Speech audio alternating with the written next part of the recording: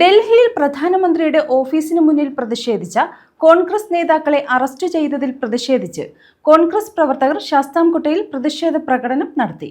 Block Congress കമ്മിറ്റിയാണ് പ്രതിഷേധം സംഘടിപ്പിച്ചത്.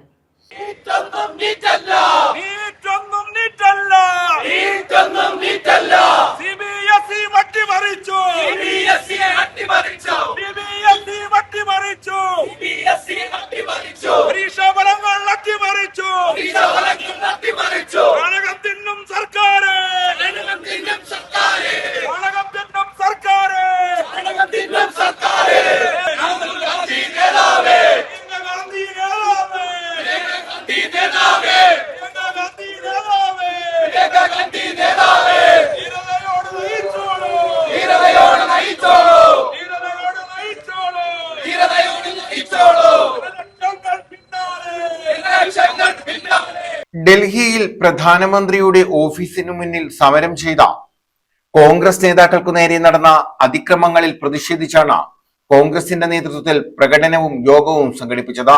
കോൺഗ്രസ് ശാസ്താംകോട്ട ബ്ലോക്ക് കമ്മിറ്റിയുടെ നേതൃത്വത്തിലായിരുന്നു പ്രതിഷേധ യോഗം DCC general secretary Thundil Noushad ഉദ്ഘാടനം ചെയ്തു.